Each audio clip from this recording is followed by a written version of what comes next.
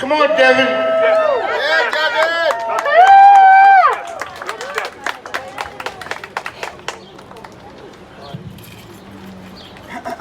Hey everybody. What's up, Devin? Yeah. Woo! Give it up for Devin! Let's go. My name is Devin Pinkus. I'm a former employee of the Nonviolence Institute and an active organizer in Providence and Rhode Island. I'm here today to share my experience at the Nonviolence Institute, particularly after the murder of George Floyd and up until I was laid off in November. In early June 2020, in the midst of uprising sweeping the country and the world, several employees decided to quit this organization due to the way that the Institute was responding to the situation, as well as long-held concerns about management and transparency. Many employees who did not quit signed on to an open letter, which we submitted to the board. I would like to share a portion of that letter now to show that this is by no means the first time that the recent demands have been raised. In our letter to the board from June 2020, we stated, as an organization built explicitly on the legacy of Dr. Martin Luther King, we believe that we should stand firmly, unequivocally, and loudly on the side of the movement for Black lives. We have not done so in a meaningful way. This was an opportunity for us to be a resource for our community, clients, and supporters, and we have failed to meet the moment.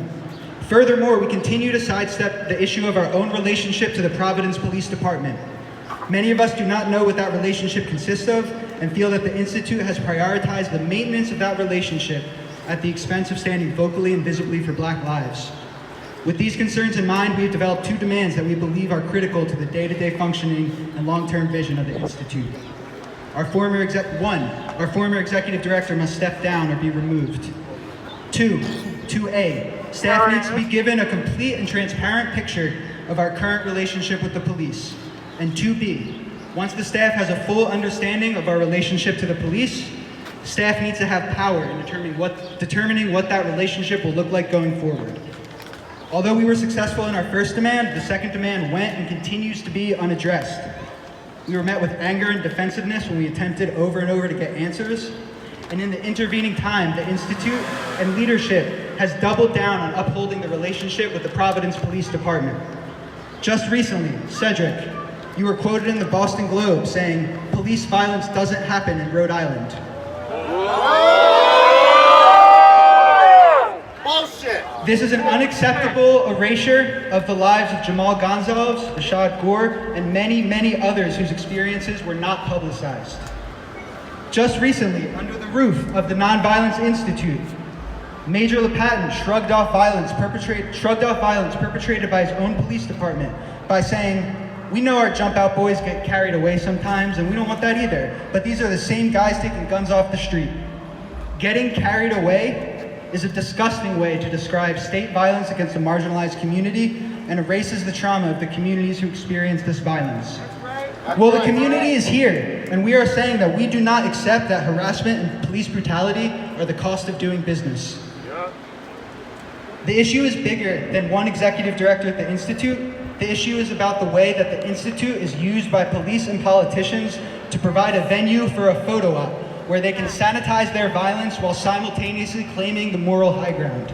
Okay. I want to be clear, this critique is about the systemic role that the Institute plays in upholding systems of oppression, preventing real change, and being complicit in violence. The Nonviolence Institute is by no means the only institution or nonprofit guilty of this exact same critique. I urge my colleagues at the Institute, check out the work of the other groups on the recent letter. People are making those connections. And furthermore, this critique does not mean that the Institute has not had a positive impact on certain people's lives. And I want to lift up and acknowledge the hard work of many current and former employees at the Institute who I care about, who I'm still in touch with, who are members of the community themselves, and who I know care deeply about the communities that they serve. However, even while holding that complexity, we must be able to step back and acknowledge the way that the Institute is exploited by the police and politicians, and the detrimental impact that that has on the communities the Institute says they aspire to serve. We must be able to contend with the reality that the Institute's relationship with the police makes many community members unwilling to walk through those doors. And we must contend with the way that funding gets allocated to the Institute and other nonprofit or state institutions instead of towards resources that would materially improve the lives of our communities.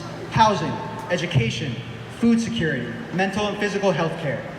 That's what this march is about. Investing in communities, investing in prevention, investing in true community safety outside of the deeply harmful carceral system.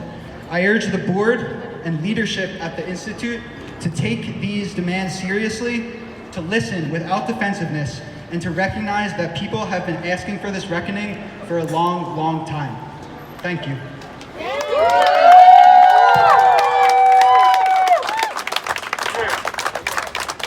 Somebody said no justice? No peace. Come on and talk to me. No justice! No peace. Come on. No peace. No justice! No peace. What do we want? Justice.